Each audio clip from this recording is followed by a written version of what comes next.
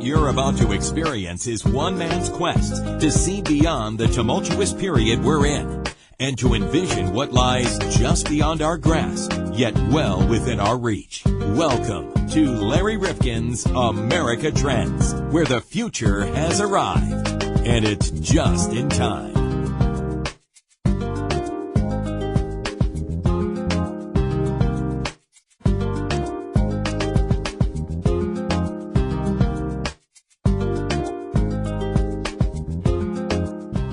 Welcome back to AmericaTrendsPodcast.com. I'm Larry Rifkin, John Kropsic, again along for the ride. How you doing? Good. Absolutely wonderful. Yeah. You and I are going to traipse down to Texas. Yeah, we should. You want to go down to Texas? Everything's big in Texas. Oh, Texas has got an identity, doesn't it? I mean, you think about it. We live in a small state that's kind of between Boston and New York, or New York and Massachusetts, and a lot of people say we're kind of flavorless. No, we got nutmeg. We got nutmeg. Yeah, you're right. We do.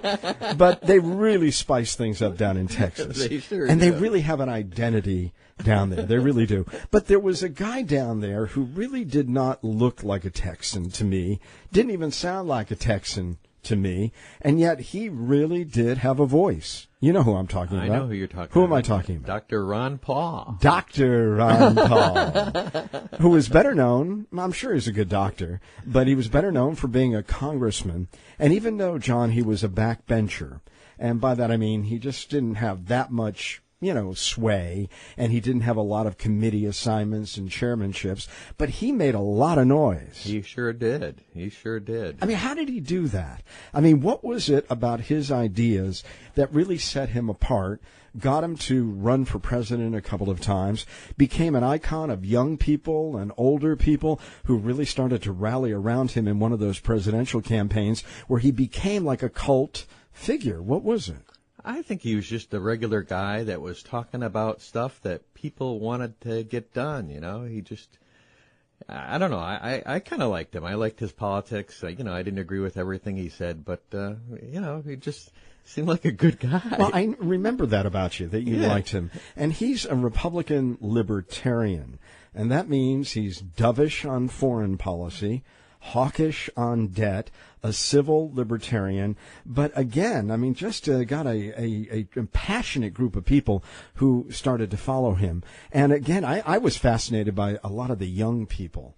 I mean, they found this guy to be very alluring. And this is before Bernie Sanders, but he had something of that following.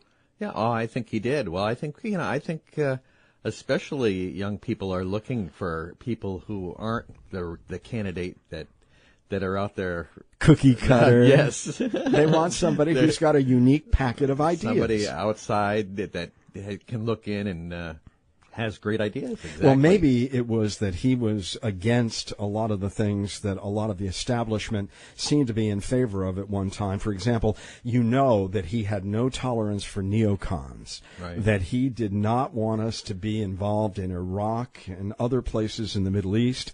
He was pretty clear about that. And yet he was fighting guys like today's heroes in many ways to a lot of people, Lindsey Graham, John McCain, who are standing up and saying, I agree with this, but I don't agree with this, and I'm going to follow the Constitution. Well, he was a guy who didn't like what Lindsey Graham and John McCain wanted, which was all war all the time. Well, I don't think anybody wants that. That's why I don't understand them. I'm confused by their politics. But I'm back to Ron Paul. Well, to keep it alive and to keep his thoughts alive, because this is a guy who has written so much. He's got a newsletter that comes out all the time. But I don't know if you knew this, but he established the Ron Paul Institute for Peace and Prosperity. I did not know that. Yeah. I really did. So he wanted to make certain that while he's out of Congress, that he's not forgotten. Now, of course, there's an heir apparent to right. Ron Paul. Rand Paul. Rand Paul. And how did he get to Kentucky when Dad's back in Texas? I don't know. Why? Maybe he went to school in Kentucky. I don't know. Well, he's a doctor, too. I think eyes. He's got the eyes covered. So let's break this down. We've got Ron Paul and we've got Rand Paul. And these are conservatives who are for conserving what? What are they for conserving? Well, the way I'm looking at it, they want to conserve civil liberties. They want to untangle alliances, and they want some fiscal sanity. And a lot of those things sound pretty appealing. They sound very appealing. Now let's look at the Paul Ryan conservatives. Civil liberties, not so much. War, no, more a matter of convenience and more prone to use force, I think, from time to time. Fiscal sanity, well, he talks a good game when they're out of power. Well, exactly. That's the problem. So that's the Paul Ryan group, and then we had the Ron Paul and Rand Paul group, and then we've got the Donald Trump conservatives. Yes. As the mood strikes them, I think.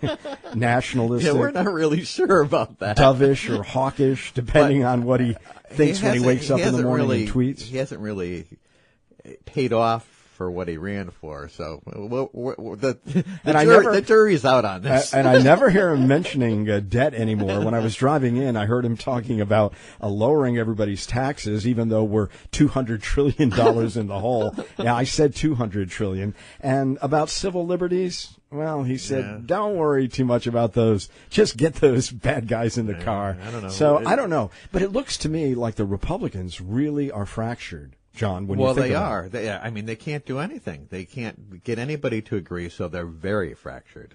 Yeah, so it's really interesting. So we're going to hear from a group of folks who are involved still with Ron Paul through the Ron Paul Institute. Daniel McAdams is going to be joining us in just a moment. He heads this organization. He was a staffer for Ron Paul, has his faith and trust. Okay. So you're going to hear what Ron Paul is thinking these days by way of his confidant, Daniel McAdams from the Ron Paul Institute. Joining us today on America Trends podcast is Daniel McAdams, Executive Director of the Ron Paul Institute for Peace and Prosperity. And Daniel served as the Foreign Affairs, Civil Liberties, and Defense Policy Advisor to then U.S. Congressman Ron Paul.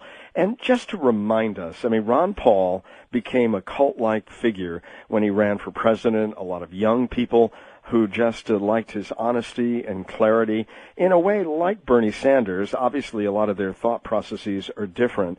But explain what his career was all about in politics and today continuing through the Institute. Well, I think he started out in the 70s. He was delivering a lot of babies, and he was getting irritated by the Federal Reserve and how its policies hurt average Americans. And so I think he threw up his hands in anger and decided to run for Congress. And he's told the story many times about his wife telling him, "Don't do that, you might win." And he says, "Don't worry, that's not going to happen." So it did happen, and he's gone in and out a few times of the House, and he did run for president, as you say, 3 times, twice as a Republican and once as a Libertarian. And it's always been the same message. You know, you can go back 20, 30 years and watch a Ron Paul video, close your eyes, and you'll think it's something from last week. I was just watching one a little bit ago of him warning about going into Syria. So it's always the same message. We need a peaceful foreign policy, get our nose out of the business of other countries, and protect our civil liberties at home, and don't let the Fed destroy our currency, hurt poor people, devalue our money, and fund a global military empire overseas. Now, when we look at the current occupant in the White House, there was some of that in his campaign, that we were spending too much money on schools over in Iraq. We need to spend them on schools in America, that we need to think about America first, get out of this adventurism that we were involved with. But then again, someone like Ron Paul really wants to be a trading partner with others around the world, and Donald Trump has made it more of a zero-sum game. So if you were to look at those things that are consistent, this president to Ron Paul, and that which is inconsistent, I mean, are they on more of the same side, on more issues, or less so? Well, I think Donald Trump understood that the U.S. population, there's something very, very upsetting to Americans. They're very ill at ease. They're very concerned with what's happening in the world. And he is a very good populist. He has his finger on the pulse of America. He ran as the peace candidate. He said, among all of the Republicans, in fact, among all the candidates running, Sanders aside for the most part, he said, why can't we get along with Russia? He said the Iraq war was a mistake. It was brought on by lies. Pointing directly to the neocons who led us into the war. And that resonated with the American people. He understood what they wanted to hear. Unfortunately, the Trump that we saw in office, and it does happen quite often, the peace candidate does win. And there was even a recent poll I saw that showed that Hillary Clinton was hurt because people perceived her as being the more pro-war of the two candidates. But unfortunately, when he got in office, so far, the rhetoric as a candidate has not matched the action as a president. So we're waiting to see that peace dividend pay out. Well, in your online newsletter, it took Obama more than 2 years to kill this many civilians. It took Trump less than 6 months. Explain what's been going on, because we understood that during the Obama administration there were many drone attacks that killed innocent civilians, but it was more antiseptic and people didn't see our own soldiers dying. What's been going on in this recent period with Donald Trump? Yeah, there's no question that President Obama ramped up the drone warfare program from inheriting it from President Bush, but really ramping it up. And I think a lot of that was political. You have some kid sitting in a room somewhere in Arizona or New Mexico, essentially playing video games. He's not on the field getting killed. There are no body bags coming back. But for all of the concerns about the Obama drone program, and there certainly are plenty in terms of targeting and all of these things. I'm sure you know all about that. But here comes President Trump, who says, we're going to bomb the da-da-da out of these people. And he's given full reign to his military, and they have just ramped it up. The number of airstrikes has gone through the roof. Places like Somalia, and the number of civilian casualties has increased significantly. Particularly, when you look at just coming in, I think it was his first weekend in office, wasn't it? I'm maybe remembering wrong, but the first thing he did was start launching some drones into Yemen and kill a bunch of kids. Yeah. So he is absolutely ramping it up. There's no oversight. There's a danger there's a reason we have civilian control of the military. There's a very good reason, because we're not supposed to be a banana republic. I don't know. That's a little hard to discern these days. But here's a question. When he did come in, of course, he said, I'm going to give the people on the ground, my commanders, who understand the situation better than I do sitting in the Oval Office, a lot more independence. So he was really saying that he's willing to give up some of that civilian authority for expertise. What's the trade-off there? Yeah, and I think that a lot of that is McMaster's view. I've not read his book, but I've read reviews of his book, and that was his whole big shtick in Vietnam. We would have won if we hadn't handcuffed the generals, which is pretty much revisionist history, I think. The reason we didn't win, just like the reason we won't quote unquote win the war on terror, is that it's an absolutely flawed foreign policy. And the problem with Trump doing this with his generals is that, and Dr. Paul said this many times, Trump lacks a philosophy, a guiding philosophy. He lacks a vision for the U.S. He's good with slogans. I'm going to put America first. I'm going to do this. We're going to have great deals, great walls, everything. But he lacks a guiding philosophy. In his mind, he doesn't understand he doesn't have it worked out, where we belong in the world, what we should be doing. And when you have a bunch of military force without an idea, a framework of how to use it, it's like you're a kid with a bunch of building blocks. You're throwing them around. So it's actually very dangerous.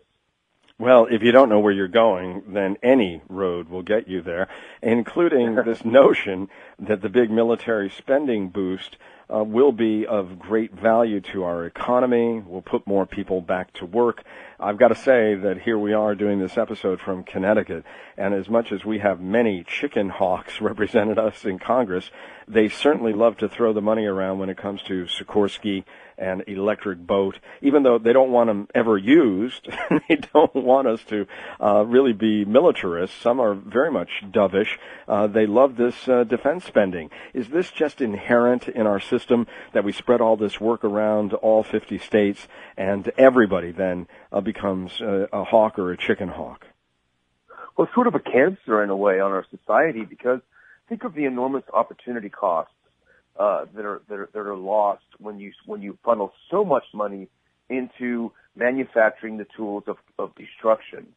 Think of all the medical research, for example, that could be done. Think of infrastructure at home. Think of the money that could be spent doing other things, and employing people in more productive aspects of our society. It does put people to work, but it does it by creating money out of thin air and devaluing the currency, the dollars that they get, reducing the purchasing power. As you know, the American workers' real salary hasn't gone up in something like 40 years. So it gives the illusion of wealth, but that wealth is really very concentrated among, certainly in the Washington, D.C. Beltway area where there are several very enormously wealthy counties, but it concentrates that wealth to the detriment, really, of what could be done with that enormous capital. What are the things that, say, someone like Ron Paul and your institute want to see us get out of as a government, and what do you want us to stay very much involved with? You talked about medical research and the like. I mean, what are the proper roles and responsibilities of government as you all see it? Well, we focus a lot, really, almost exclusively on foreign policy and the protection of civil liberties. So it's kind of easy for us to say, get out of everything. Dr. Paul recognizes the need for a national defense. But that is very different than what we have. We have a military, a global military empire. So the U.S., first of all, needs to be out of places like Korea, where not only are we not doing any good, we're actively doing harm. The new South Korean President Moon, he indicated to the North Koreans, let's sit down at the DMZ and have a discussion about how to ramp this down. The U.S. doesn't want that to happen. They want to, he was elected because he wanted to bring back the sunshine policy of dialogue between the two Koreas. What if these two countries could work it out on their own, ratchet the danger way down, and we could bring home these 35,000 troops that we keep there at an enormous cost? It's a win-win situation. But the hawks don't want that. It threatens their ill-gotten gains. So we need to get out of these places. We need to get out of Europe. They're very, very wealthy. They've got a much richer social welfare network than we have. So why are we there? Bring them home, and also at home, stop listening into our phone calls. We are not the terrorists. Stop grabbing our privates at the airport. We are not the terrorists. But they say, well, we don't know that you're not a terrorist. You may be a grandmother, 90 years of age, but you've been co-opted by all these influences in the Middle East. You've been reading Al Jazeera. I mean, how do we get through? We're so nervous. We're so much on the defensive. We are so prone to having our sensibilities tingled by all of these conspiracy theories and wrong-headed notions. How do you begin to break some of these down? Well, the reality is that the terrorist threat in the United States is extremely minuscule. And people will think that you shouldn't say that, don't tempt fate or what have you. But look at the murder rate in the U.S. Look at the suicide rate. There's certainly things that are much, much more dangerous than a terrorist threat. But if the U.S. really was interested in reducing the threat of terrorism here at home, they would listen to people like Professor Robert Pape and others who demonstrate, and even some of our own generals have said, our drone programs overseas are creating more terrorists than they're killing. And most of the terrorists we do have here are people that are born here, and they're radicalized when they see our foreign policy. So we don't live in a perfect world. There always are threats. However, if we want to do our best to reduce these threats, let's think about changing our foreign policy. Stop bombing people overseas, because it really does irritate them. Gee, we can't understand why. Let me ask you, what is Ron Paul's real beef with the Federal Reserve? Well, the Federal Reserve destroys the market in money. It's a cabal of people that none of us have elected who get together and determine how much money should be circulating in society, who are the winners and losers. If the military-industrial complex wants a war, they don't pass the hat around for the rest of us to fund it. They simply go to the Fed and have the money manufactured out of thin air. Right. We only have bake sales for people who have cancer. We don't have them for the military. Exactly. Yeah. Exactly. So, and who does it hurt the most? You know, when $1 in 1913 is worth 3 cents today, it hurts people that are least able to afford it. It's a very cruel tax on people. The inflation tax is very cruel to the people who can afford it the least.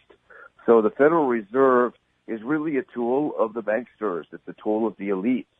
It's a tool of the elites who have foreign interests. How much money did the Fed send over to the European financial crisis? Billions of dollars. And it does it all the time. So these people are not looking out for our interests. But how much of this is based on our monetary policy as opposed to our fiscal policy? I mean, our politicians have really doled out money that doesn't exist, that has to be printed, that devalues things, and then leaves us with this crushing debt that Lawrence Kotlikoff tells us is over 200 trillion. 20 trillion is a fantasy, and a good one. If we could only be there, we're closer to 200 trillion. I mean, so is it more about monetary or fiscal policy, or how do they work together to devalue our currency and lower our standard of living over time? It's just hard to imagine that amount of money, and the only way it can be paid off is to be monetized. You know, that's the only possibility. Yeah. So it's such an enormous ripoff. It's so unfair to people who are struggling. Look at senior citizens. Once upon a time, you could put a little bit of money away and have a little bit of interest, but that's all gone now. It's just such a terrible shame. So, you know, if you hate the warfare state, you've got to look at the Federal Reserve and how it enables it. What about civil liberties and the militarization of our police departments? I know that Ron Paul has voiced his concerns about this. Where does he stand today on what he sees in America? It's so dangerous. You know, there was a program that was launched by the Pentagon where they would send excess military tools to police forces, and all of a sudden you had, you know, Mayberry RFD turned into... You don't need an MRAP in Mayberry?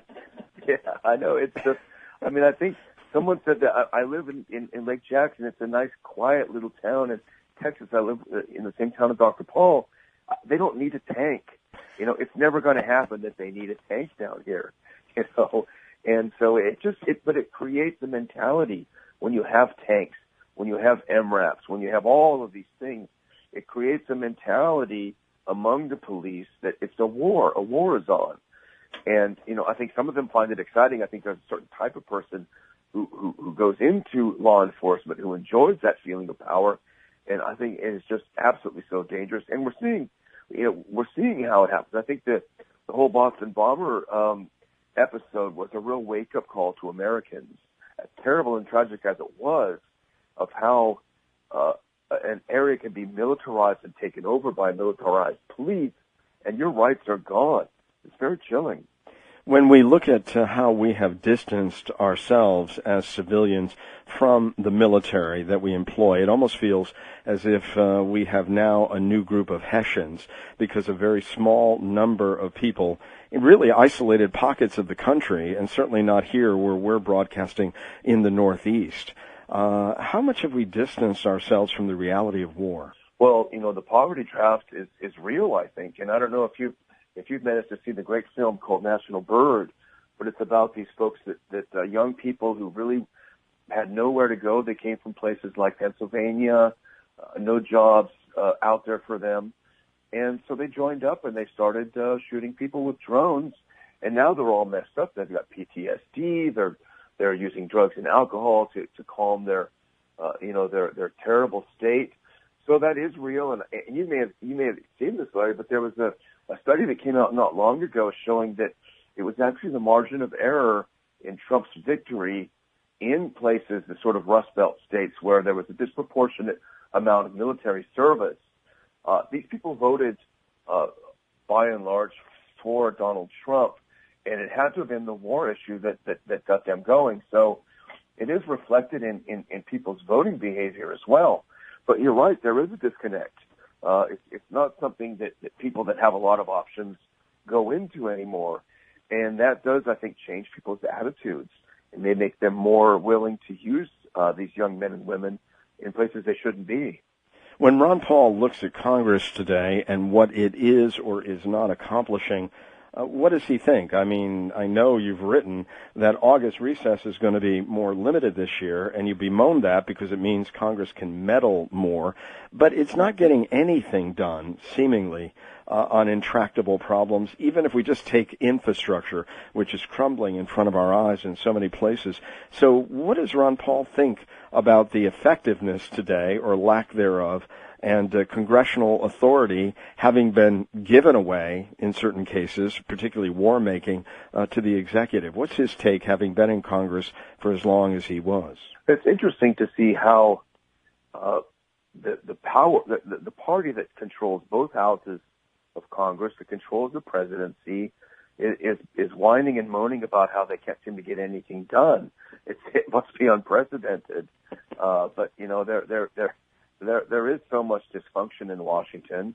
Special interests control the agenda. It seems like, aside with very few exceptions, you know, I'm thinking of people like Walter Jones and Thomas Massey, there are very, very few who are willing to stick their necks out. Sadly, even the progressives, the Kuciniches of Congress are gone now for the most part. So there is, Dr. Paul always says, it's not so much that they're fighting against each other on areas of huge disagreement, but there's the appearance of them fighting when they have so much agreement on so many of the issues. Is there anybody out there? Well, obviously his own son is in the Senate and would seem to follow on to where his dad left off. But is he really the reflection of Ron Paul's philosophical thinking about politics, or are there others who've picked up many strands of his thought, knowing how popular in many circles they have become? Yeah, there are many bright lights, you know, and as far as them being identical, well, no one is identical with a father or a son. It's, you know, there are differences in approaches and in ways of getting things done. But they're, you know, the answer really is not going to come through politics, and that's one of the reasons why he started the Ron Paul Institute, because really it comes from education. It comes from people understanding the issues, understanding how propaganda works, understanding what it takes to live in a truly free society, and then demanding better leadership at that point. You know, and so that's what we really focus on. There are some bright lights in the House and the Senate, but they are going to have a boot on their neck every time until we can create the need, you know, this policy, this idea that time has come. And that's what we're trying to do. Of course, we're talking to the executive director of the Ron Paul Institute for Peace and Prosperity, Daniel McAdams. What do we have too little of now? Peace or prosperity, or both? They're intertwined. Peaceful foreign policy will produce much more prosperity and much more widespread prosperity. Look at how our warlike foreign policy. Look at the idiocy of sanctions. More sanctions on Iran, even though President Trump, less than 24 hours before he put on sanctions, he certified that they were following the P5+1 deal. They're fine. They're following the deal, but by God, we need more sanctions on them. And meanwhile, the Europeans are laughing their heads off.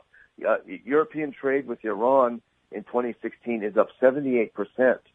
That produces real prosperity for people, produces jobs at home, and jobs doing things that people actually need rather than building tanks, you know, which is like we're back in World War II or something. So really, peace and trade among nations produces prosperity. And I think it's a lot more healthy for our mentality as well. So you think that our trade policies becoming more restrictive and much more we win, you lose, or at least that's what the art of the deal might suggest has been wrong thus far with our deals. Do you think we're going to be going too far to begin to limit America's exchange, peaceful as it is, with other nations? Well, they use it as a political tool, and that seems very unfair. And it certainly doesn't seem like, you know, we say we're the freest country and and we've got all this wonderful liberty. We're so exceptional, but it seems very unfree and unfair to tell an American. And now, unfortunately, we have President Trump reversing some of the good things that Obama did, like his Cuba policy. You have Trump saying, no, you can't spend your money in Cuba. You can't go back there. Don't even think about it. It's very unfair to people. If you earn your money, if you have a business, you should be able to do business. Certainly when we're not at war with another country, you should be able to do business with that other country, travel, trade. When you travel and trade, it builds peaceful relations. We're certainly less likely to go to war with China because our economies are so intertwined. It's fair to say, I think, in closing, that when you look at Ron Paul and his basket of thinking, there's not a party that really reflects that thinking. And similarly, perhaps with Bernie Sanders, does that mean that this two-party system and its headlock on the American system is about ready to be challenged by more independent thought, where you can want America not to drown in debt, but you also don't want them out exposed around the world in these adventurous activities? I mean, is there a need now for a different packet of ideas that may not conform to where both parties have retreated to more extreme positions on different issues? Yeah, that is a great statement, and I do think there's a need and a desire, but unfortunately the two major parties collude to prevent any other parties from emerging. Wait a minute, did you say collusion? Did you just say collusion? No, I'm sorry. Yeah, that's the real collusion, exactly. That's the real collusion, to keep people out, to keep minor parties out of the debate. Why wasn't Jill Stein allowed to debate? Why aren't third parties allowed? Because the two parties control who gets to debate. Why don't we look at our electoral system?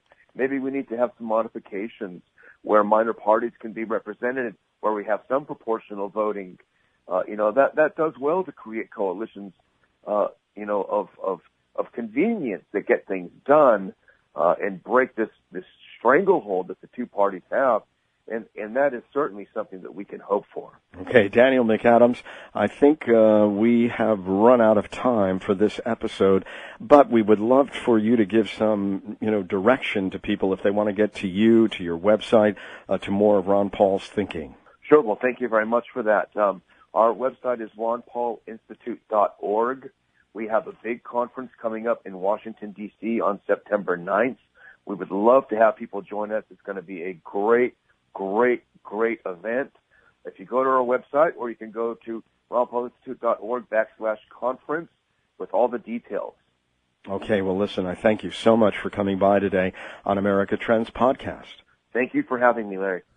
If you like this episode, please leave us a kind rating or review. I'm on my hands and knees. Please do it on iTunes, because your review is really critical for us to continue providing this podcast. And John, I know that iTunes looks at this. They want to make certain that we have some rankings, some visibility, and that we're getting some traffic, and then they give you better positioning. Absolutely. And this way it'll put us in the forefront so you can find us much easier on your iPhone or Android, whatever you may be using. And they may even send you out an alert. So please, if you can, don't miss a single episode of America Trends Podcast. And, John, they can subscribe on iTunes or Stitcher.com. And also subscribe on our website. Oh, absolutely. We send out a little blurb, and we can also take your emails there at newsletter@rifkinradio.com. That's another way to get us.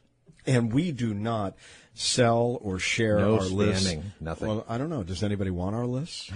I don't know, but we don't do it. Good question. Even if they asked us. Nobody's asked us. But. Right.